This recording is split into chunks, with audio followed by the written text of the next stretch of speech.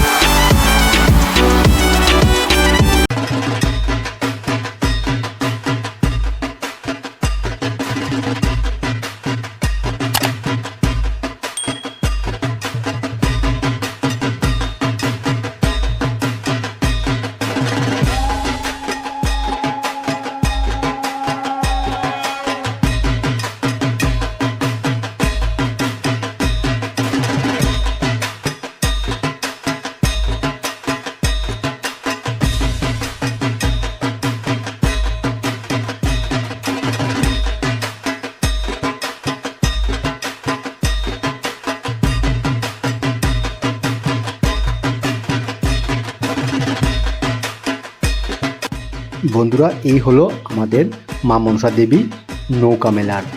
এই দেখুন কীভাবে মূর্তিগুলো, এখানে ভক্তবৃন্দরা এসে এখানে ভক্তি করছেন এবং টুর্নামেন্ট নিচ্ছেন। তোর সঙ্গে এখানে অনেক ভিড়ের সঙ্গে এই দেখেন পেছন দিকে ওজার গানের জন্য তৈরি হচ্ছেন। আর খুব সুন্দর মেলার পেছন দিকে দোকান, সব কিছু দেখাবো আমি, তো সঙ্গে থাকুন।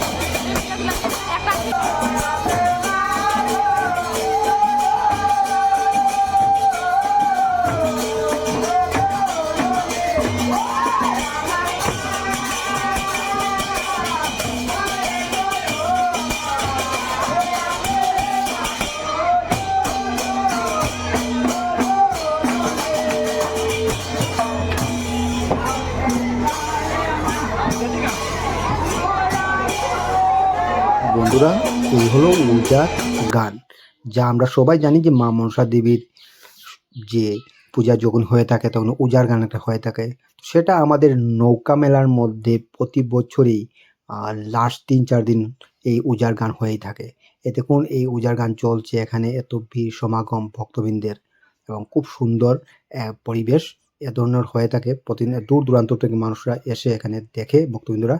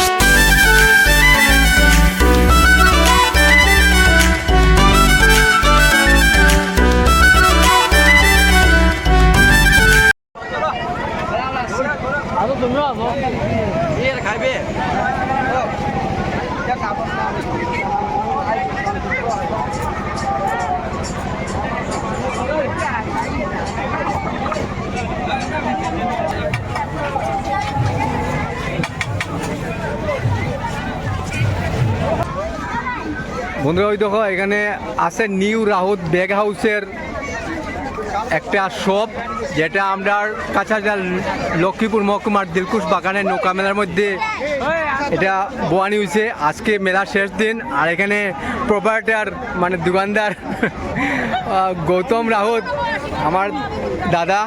দাদা বাজার কিরকম হয়েছে? এখানে 7 দিনের মেলা, যেহেতু এটা তো